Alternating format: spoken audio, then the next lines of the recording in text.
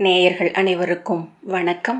வெண்முரசு நீர்க்கோலம் அத்தியாயம் 33. மின்னலும் காகமும். காகக்கொடியை அதுவரை புஷ்கரன் தேர்முனையில் சூடியிருக்கவில்லை. இந்திரபுரியின் மின்கதிர் கொடியே அவன் தேரிலும் முகப்பு வீரனின் கையில் இருந்த வெள்ளிக்கோலிலும் பறந்தது. விஜயபுரியிலிருந்து கிளம்பும் போது அவனுடன் குடித்தலைவர் சேஷரும் மூத்தோர் 70 பேரும் அகம்படையினரும் அணிப்படையினரும் வந்தனர். கிளம்பும் போதே எவரெவர் வர வேண்டும் என்று அங்கே சிறிய பூசல்கள் நிகழ்ந்தன. இது ஒரு அரச சடங்கு, இதை நாம் மறுக்க முடியாது. ஆனால் இதை நாம் பெரிதாக எண்ணவில்லை என்றும் அவர்களுக்கு தெரிந்தாக வேண்டும். எண்ணி அழைக்கப்பட்ட 7 மட்டிலும் பங்கெடுத்தால் போதும் என்றார் சேஷர். ஆம் என்று சொன்னாலும் குடிமூத்தார் அனைவருமே வர விழைந்தார்கள். எவரை விடுவது என்று புஷ்கரனால் முடிவெடுக்க இயலவில்லை. அதை அவன் சேஷரிடமே விட்டான். அவர் தன் குடும்பத்தினரிலேயே 6 தெரிவு செய்து உடன் சேர்த்து கொண்டார். அதை குடிமூத்தாராகிய சம்புகர் வந்து புஷ்கரனிடம் சொல்லி, அரச நிகழ்ச்சியை மட்டுமல்ல, அதன் பின் இங்கு நிகழவிருக்கும் மன நிகழ்வையே நாங்கள் புறக்கணிக்கவிருக்கிறோம் என்றார். பதறிப்போய் அவர் விரும்பும் அனைவரையும் சேர்த்து கொள்ள அவர் ஒப்புதல் அளித்தார். அன்று மாலைக்குள் 12 மூத்தார் வந்து அவனை சந்தித்தனர். இரவுக்குள் 40 பேர் கிளம்புவதாக ஒருங்கு செய்யப்பட்டது. புலரியில் 70 பேர் வந்து முற்றத்தில் நின்றிருந்தனர்.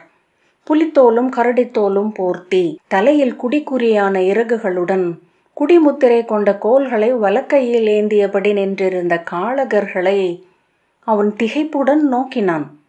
இவர்களை கொண்டு ஒரு தென்னிலத்து பேரரசை உருவாக்க கனவு காண்பதின் பொருளின்மை அவனை வந்தறைய சோர்வு கொண்டான்.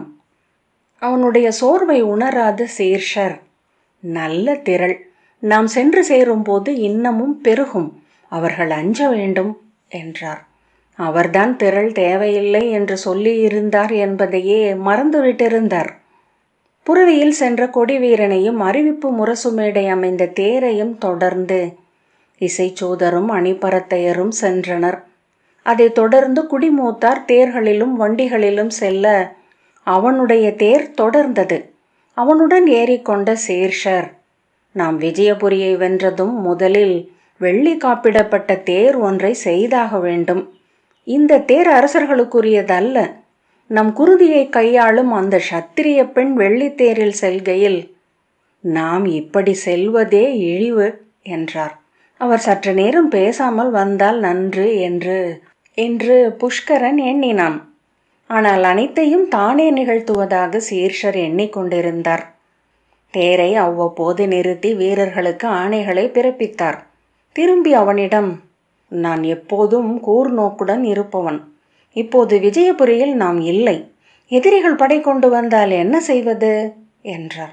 புஷ்கரன் எரிச்சலுடன், இருந்தால் மட்டும் என்ன, நானாவது போர்க்களம் புகுந்திருக்கிறேன், நீங்கள் என்ன செய்தீர்கள் என்றான். அவர் வாய் திறந்து சில கணங்கள் நோக்கிவிட்டு, இல்லை, ஆனால் அரசு சூழ்தல் அல்ல, படைக்கள வரைவு என்றார். புஷ்கரன் ஏளனத்துடன், நமக்கு எதுவும் தெரியாது. என்னால் எந்த களத்திலும் நிற்க முடிந்ததில்லை. இந்த நகரம் மூத்தவர்களால் பயிற்றுவிக்கப்பட்ட புரவி படையாலும் அவற்றை நடத்தும் விதர்ப நாட்டு படைத்தலைவர்களாலும் கைப்பற்றப்பட்டது.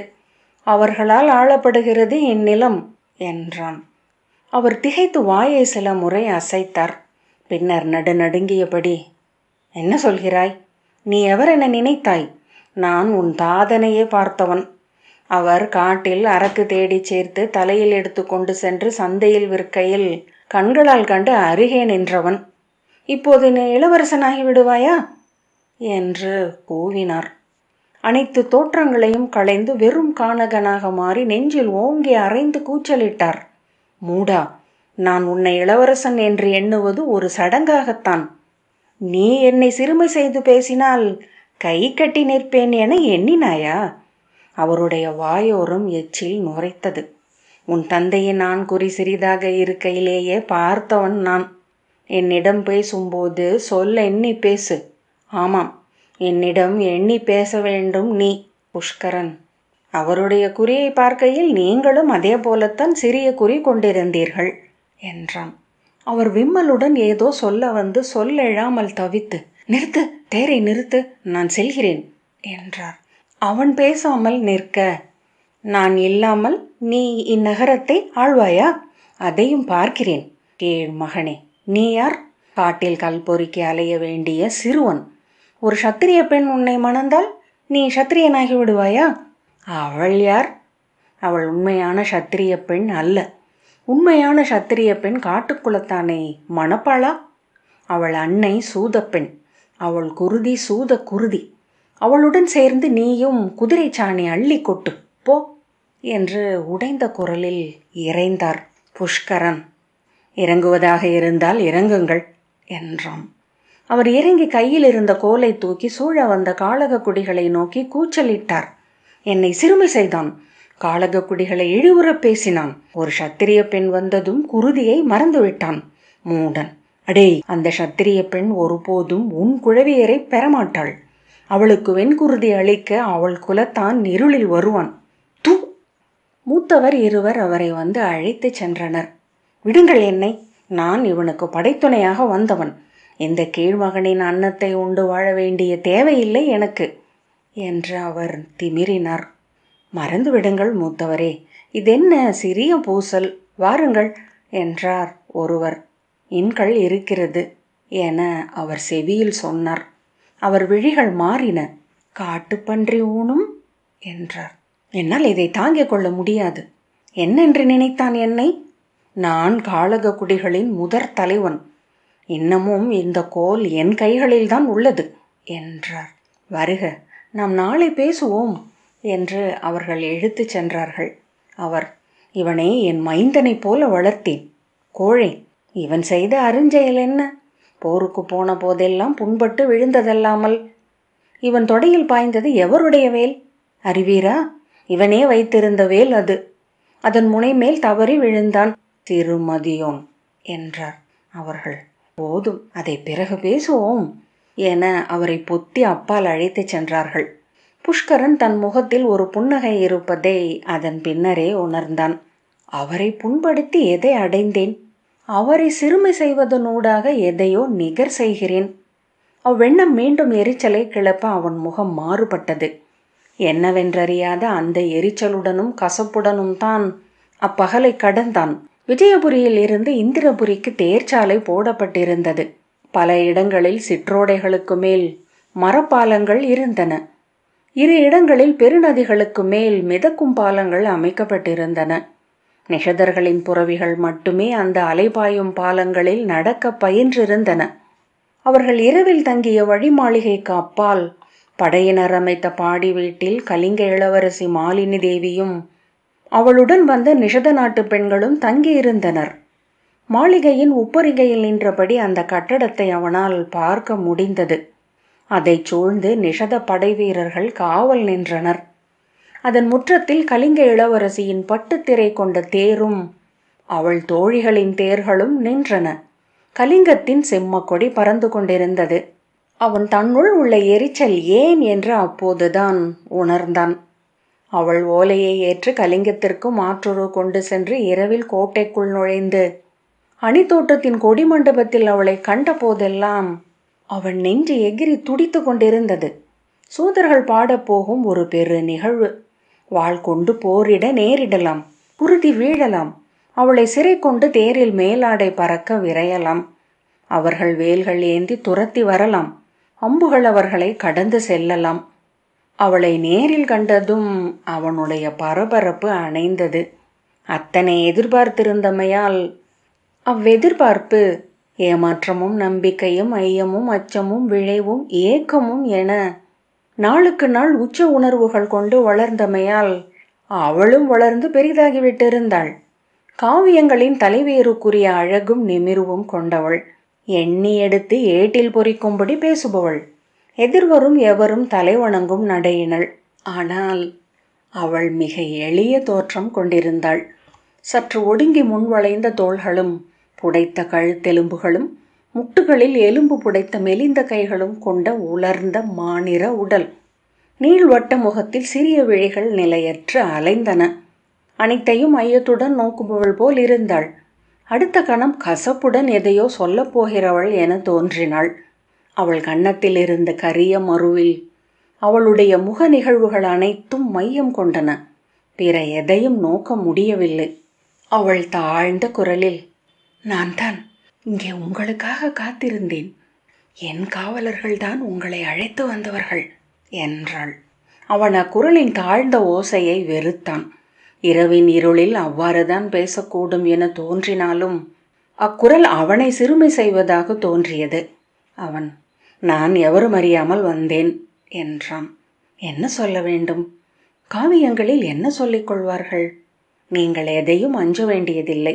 இங்கிருப்பவர்கள் அனைவரும் என் வீரர்கள். அவன் உளம் சுருங்கினான். அஞ்சுவதா? நானா? ஆனால் அச்சொற்களை அவன் சொல்லவில்லை. அவள் முகத்தில் இருந்த சூழ்ச்சியை, எச்சரிக்கையை, விளக்க முடியாத சிறுமை ஒன்றை மட்டுமே உணர்ந்து கொண்டிருந்தான். நாம் கிளம்புவோம். எந்தையின் ஒற்றர்கள் எக்கணத்திலும் உங்களை கண்டுகொள்ளக்கூடும் என்றாள். உடனேயா என்றான். அஞ்ச வேண்டியதில்லை. நானே அனைத்தையும் ஒருங்கு செய்துள்ளேன். நமக்காக விரைவு தேர் ஒன்று வெளியே காத்து நிற்கிறது. எனக்கு உடல்நிலை சரியில்லை என்றே என் தோழி அன்னையிடம் சொல்வாள். நாம் எல்லையே கடந்த பின்னரே கலிங்கம் நான் கிளம்பி சென்றதை அறியும். அவனுக்கு என்ன சொல்வதென்றே தெரியவில்லை. உண்மையில் அப்போது அவை அனைத்தும் கனவென்றாகி மீண்டும் இந்திரபுரியில் விழித்தெழ விழைந்தான்.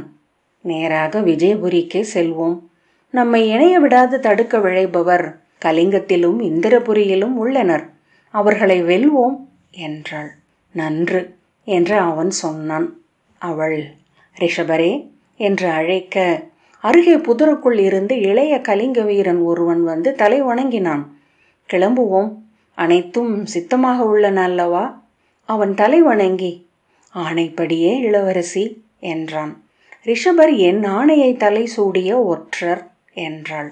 அவன்தான் அவர்களை கோட்டைக்கு வெளியே வந்து எதிர்கொண்டவன். சுருள் முடி தோள்கள் மேல் சரிந்த கூர் மீசை கொண்ட இளைஞன். சற்று ஓரக்கண் கோணல் கொண்டிருந்தமையால் அவனுடைய கரிய முகம் அதன் அமைப்பின் அழகனைத்தையும் இழந்திருந்தது. அவன் சென்றதும், இங்கே அருகிலேயே நின்றிருந்தானா இவன் என்றான். ஆம், ரிஷபர் எப்போதும் மிக மிக எச்சரிக்கையானவர் என்றாள். அவன் மேலும் ஏதோ சொல்ல எண்ணி நிறுத்தி கொண்டான்.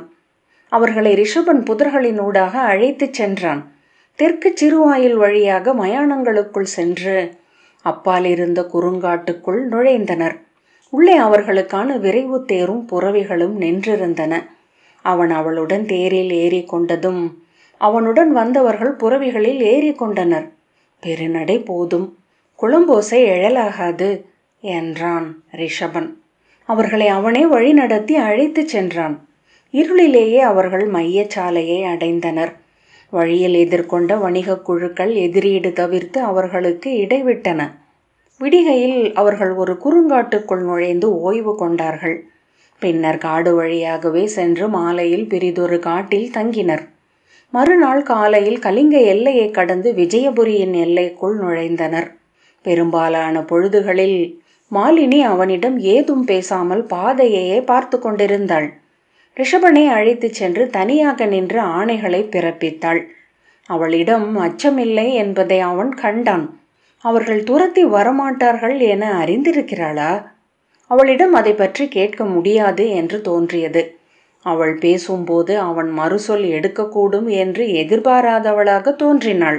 அவள் உள்ளம் முழுக்க தமயந்தியே இருந்தாள். அவள் அன்னை சிலந்தி, நச்சு கொடுக்கினள். அங்கிருந்து இழை நீட்டி பின்னிக் கொண்டிருக்கிறாள். நிஷத நாடு என்பது அவள் பின்னும் வலையால் மூடப்பட்டுள்ளது என்றாள். அவளை ஒரு முறை ஏமாற்றினோம் என்றால் அரைக்கூவல் ஒன்றை விடுக்கிறோம் என்றே பொருள். அவள் வாழாவிருக்க மாட்டாள். நிஷத நாடு என்பதே தமயந்தியால் உருவாக்கப்பட்டது என அவள் எண்ணுவது போல் தோன்றியது. மேலும் உற்று நோக்கிய போது சத்திரியர்களால் நிஷதர்களை கொண்டு அமைக்கப்பட்டது இந்திரபுரி என அவள் கருதுவது உறுதியாக தெரிந்தது. அதை மறுக்க வேண்டும் என விழைந்தான். தமயந்தி வருவதற்கு முன்னரே தென்னகத்தில் பெரு நிலப்பரப்பை நளனின் படைகள் வென்றுவிட்டன என்றும் அவள் அடைந்த அனைத்து வெற்றிகளும் நளன் பயிற்றுவித்த புறவி படைகளால் தான் என்றும் அவன் தனக்குள்ளேயே சொல்லாடி கொண்டான். அவள் ஓர் உரையாடலுக்கு வருவாள் என்றால் அவற்றை சொல்ல முடியும். ஆனால் அவள் செவி கொண்டவளாக தெரியவில்லை. அவனுக்கும் சேர்த்து முடிவுகளை எடுத்தாள். ஆற்ற வேண்டியவற்றை ஆணைகளாக முன்வைத்தாள். நாம் இன்றிரவே இந்திரபுரிக்கு முறைப்படி செய்தியை அறிவித்து விடுவோம். அவர்களை நாம் சிறுமை செய்தோம் என அவர்கள் சொல்ல வாய்ப்பளிக்கலாகாது.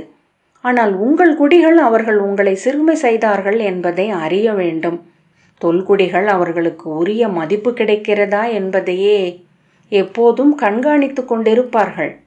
மதிப்பு மறுக்கப்பட்டதென்பதை பெருஞ்சினத்துடன் எதிர்கொள்வார்கள். அவர்களின் நிலையா உணர்வுகளை நாம் கூர்ந்து கையாள வேண்டும் என்றாள் சற்றே கோடிய புன்னகையுடன். தொல்குடிகள் நுரை போன்றவர்கள் என்பார்கள். அவர்களை எண்ணி ஒரு படையை அமைக்கவியலாது என்றும், போர்க்களத்தில் அவர்களை சிறு சிறு குழுக்களாக்கி ஒருவரோடொருவர் காணாதபடி நிறுத்த வேண்டும் என்றும் நெறிநூல்கள் சொல்கின்றன என்றவள் சிரித்து, அவர்களில் ஒருவர் அஞ்சி ஓடினால் ஏரி கரை உடைவது போல மொத்த படையினரும் உடன் ஓடத் தொடங்குவார்கள் என்றாள். அச்சிரிப்பு அவனை எரியச் செய்தது. ஆனால் அவர்களை உரிய முறையில் கையாளும் அரசுகள் ஆற்றல் கொண்டவையாக நீடிக்கின்றன. உண்மையில் அங்கமும் வங்கமும் கூட தொன்மையான கானக குடிகளே. அதே வரலாறு தானே உங்களுக்கும். தீர்க்கதமசின் குருதி கலந்த பழங்குடிகளில் முளைத்தெழுந்தவைதானே உங்கள் அரசுகள் அனைத்தும் என்றான். அவள் முகம் சிரித்தது. கண்களில் வந்த வெறுப்பு அவனை அஞ்ச வைத்தது. எவர் கற்பித்த பாடம் அது என்றாள். பேசிய போது சீரும் நாயென பற்கள் தெரிந்தன. கலிங்கம் சூரியனின் கால்கள் முதலில் படும் நிலம். இருண்டிருந்த பாரத வருஷத்தில் முதலில் ஒளி கொண்ட பரப்பு. அவன், நான் சொன்னது பராசரரின் புராண மாளிகையில் உள்ள கதை. தீர்க்கதமஸ் என்று தொடங்க அந்த கதை பொய்யானது. தீர்க்கதமசின் குருதியில் எழுந்தவை அங்கம், வங்கம், பவுண்டரம், சேதி என்னும் 4 நாடுகள் மட்டுமே. அவன் அவளிடம் பேச முடியாது என கற்றுக்கொண்டான். அவள் மீண்டும் இயல்பு நிலைக்கு திரும்பி, உங்களை வருத்த எண்ணவில்லை. தொல்குடியினர் உரிய தலைமை இருந்தால் வெல்ல முடியும் என்பதற்கு சான்றே இந்திரபுரி அல்லவா என்றாள். ஆம் என்றான். அவளுக்கு தெரியும் உங்கள் குடியின் உணர்வு நிலைகள் அனைத்தும். அந்த நாற்களத்தின் மறுபக்கம் நான் அமர்ந்து ஆட வேண்டும். அதை பற்றித்தான் நான் பேசிக்கொண்டிருக்கிறேன். அவன் சோர்வுடன் தேர்தட்டில் சாய்ந்தான். கண்களை மூடிக்கொண்டு நேள் மூச்செறிந்தான். ஆம், உங்கள் சோர்வை அறிகிறேன். உங்கள் உள்ளம் எளிதில் சோர்வுறுவது. அரசு சூழ்வதென்பது உண்மையில் உள்ளத்தின் ஆற்றலுக்கான தேர்வு மட்டுமே. அதை நான் பார்த்து கொள்கிறேன். அவன் தன் உளச்சோர்வு எதனால் என அறிந்தான். அவளை அவன் தமயந்தியை போன்ற ஒரு பெண் என எண்ணிக்கொண்டான். அவையில் அவன் அவளை பற்றி தமயந்தியிடம் சொல்லும் போது கூட அதைத்தான் சொன்னான். அவன் சலிப்புடன் தலையை அசைத்தான். அவள் அவனை நோக்கவில்லை. சாலையின் 2 மருங்கையும் நோக்கியபடியே வந்தாள்.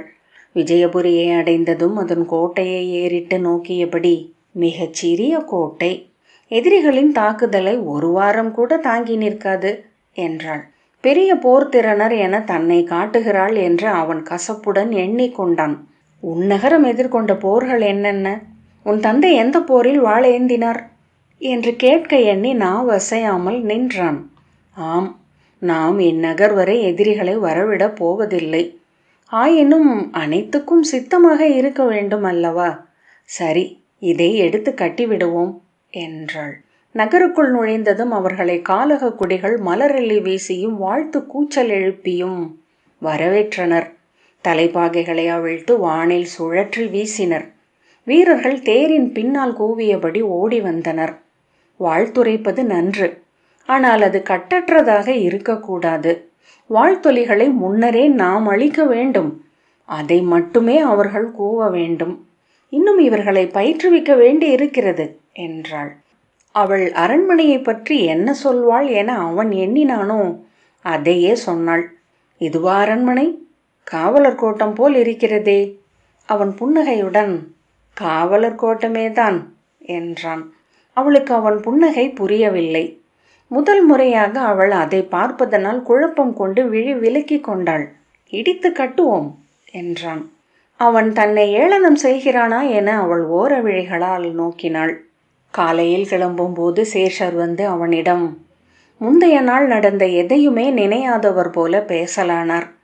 இளவரசி கலிங்க கொடியை ஏந்தி முன் செல்ல ஒரு கரும்புறவியை கோரினாள்.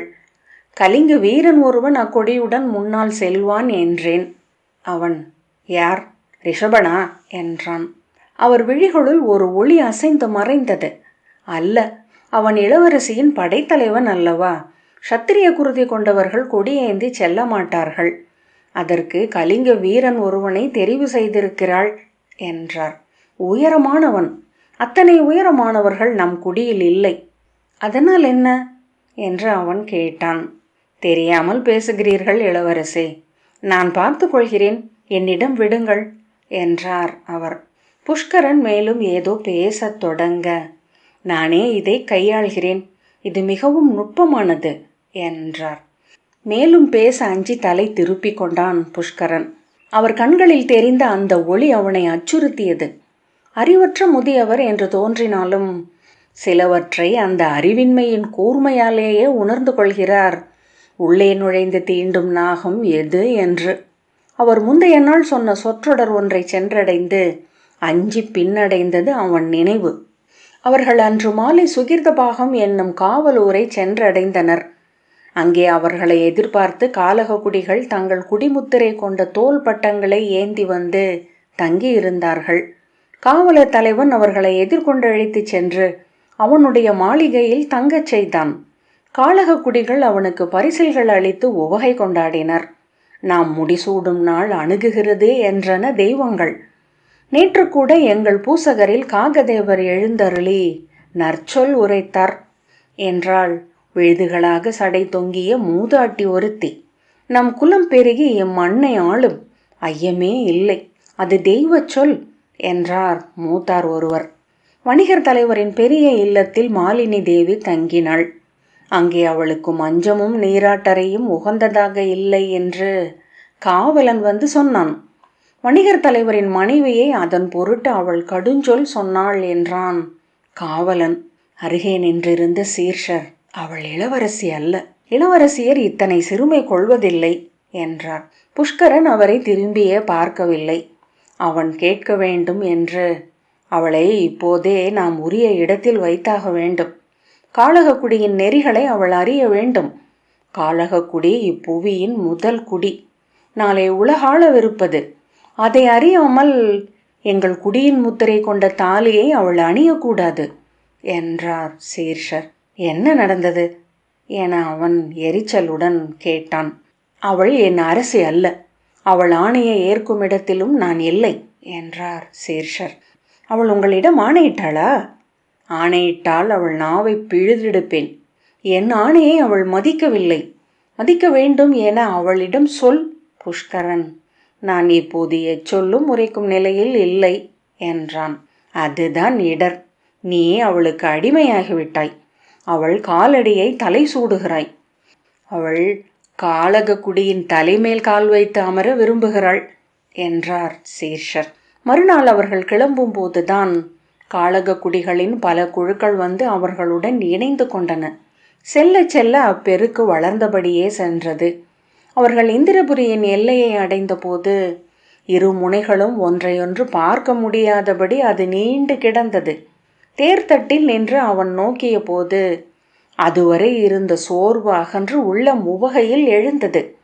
அருகே நின்றிருந்த சீர்ஷர், ஆம், நம் குடி, நாளை உலகாளப் போகும் கூட்டம் என்றார். அவன் புன்னகையுடன், அதை மேல மேல கூவி சொல்ல வேண்டியதில்லை என்றான்.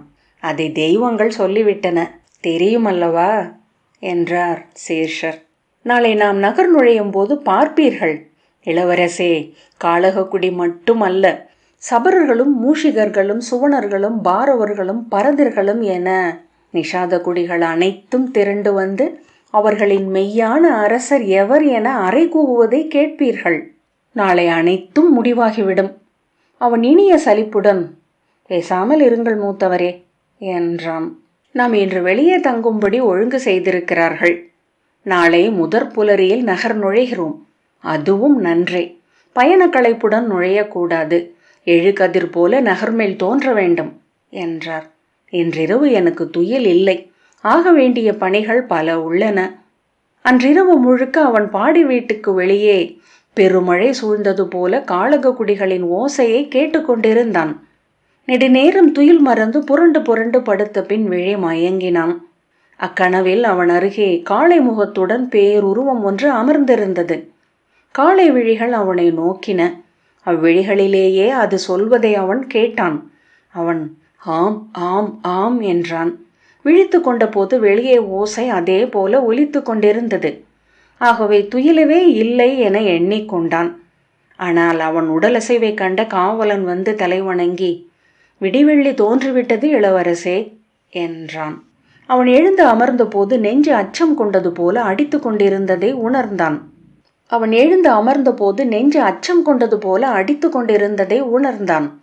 அந்த அறைக்குள் பிற இருப்பு ஒன்று திகழ்வது போல அறை மூலைகளின் இருட்டை நோக்கும் உளத்துணிவு அவனுக்கு எழவில்லை. வெளியே சீர்ஷரின் குரல் ஒலித்தது. அவர் உரக்க கூவியபடி அறைக்குள் வந்தார். கிளம்புவோம், எழுக, அணிகொள்க. அவன், ஏன் கூச்சலிடுகிறீர்கள் என்றான். சீர்ஷர், இது ஒவ்வகை குரல் இளையோனே. அங்கே நகருக்குள் மக்கள் கொப்பளித்துக் கொண்டிருக்கிறார்கள். நாம் உள்ளே நுழைந்ததும் நகரம் அதிரப் போகிறது. நான் சில ஏற்பாடுகளை செய்துள்ளேன் என்றார். என்ன என்றான். அவள் மிக பெரிய சிம்ம கொடியை கொண்டு வந்திருக்கும் செய்தியை நள்ளிரவில் தான் அறிந்தேன். பட்டு துணியாலான கொடி, ஒருவர் படுத்துறங்கும் அளவுக்கு பெரியது. ஆகவே நான் உடனடியாக நமக்கு ஒரு கொடியை உருவாக்கினேன். நம் குடியின் கொடி காகமுத்திரை கொண்டது. என்ன சொல்கிறீர்கள்? நான் இந்திரபுரியின் படைத்தலைவன். என் கொடி என தொடங்க, அதெல்லாம் முன்பு. இப்போது நாம் நகரை வெல்லப் போகும் தொல்குடி. நம் தொல்குடியின் அடையாளம் காகம். நாம் வணங்கும் கலிதேவனின் முத்திரை அது. அக்கொடியுடன் நாம் உள்ளே நுழைவோம். நம்மை கண்டதுமே நகரம் புயல்பட்ட கடல் என்றாவதை காண்பீர்கள் என்றார் சீர்ஷர். வேண்டாம், இப்போது இதை செய்யக்கூடாது என்றான் புஷ்கரன். நான் நம் குடியினர் அனைவரிடமும் காட்டிவிட்டேன். கொடியை 40 அடி உயரமான மூங்கிலில் கட்டிவிட்டோம். அந்த மூங்கிலை ஒரு தேரில் நட்டு அதை 4 கயிறு கட்டி இழுத்து நிற்கச் செய்தபடி நகர்புகவிருக்கிறோம். அனைவரும் அங்கே திரண்டிருக்கிறார்கள் என்றார் சீர்ஷர். கிளம்புங்கள் இளவரசே.